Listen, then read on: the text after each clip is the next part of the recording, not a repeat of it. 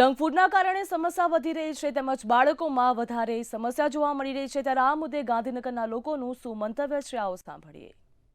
ફૂડના કારણે બાળકોનો જે મગજનો વિકાસ નહીં થતો અને બીજું કે આપણા જે વડવાઓ હતા એ લોકોએ જે ભોજન કરી જે કહીને ગયા છે તમે સવારે ચણા ખાઓ એ બધું હવે વસ્તુ વિસરાઈ ગઈ છે। કઠોળ તો કોઈ ખાતું નથી, શાકભાજીથી બાળકો દૂર થઈ રહ્યા છે।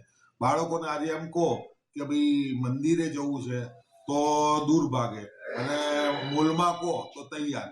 બીજી મોબાઈલની વાત છે તો મોબાઈલ એક એવી વસ્તુ થઈ ગઈ છે કે ભાઈ એક આખું વ્યસન જેવું થયું છે કે કેન્સર કરતા બી ખતરનાક હોય ને તો આ મોબાઈલનું વ્યસન કહી શકાય। અત્યારે બાળકોને જે રીતે આ જંક ફૂડની જે અસર જે છે, જે ડૉક્ટરો અને વૈજ્ઞાનિક રીતે અને બધી રીતે પુરવાર થઈ ચૂકી છે કે આ જંક ફૂડ એ બાળકોના ગ્રોથ માટે અતિ નુકસાનકારક છે।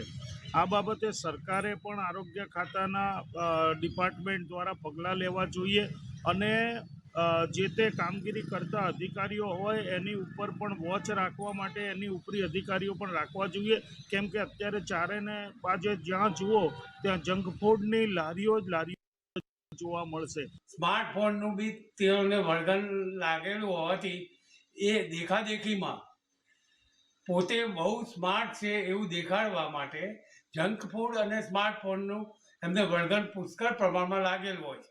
જંક ફૂડ ખાવાથી એવા કેવા મોટાભાગના કિસ્સાઓ આપણા સામે આવ્યા છે કે જેમાં જંક ફૂડમાં એમને ઘણા મહારોગો એમના પર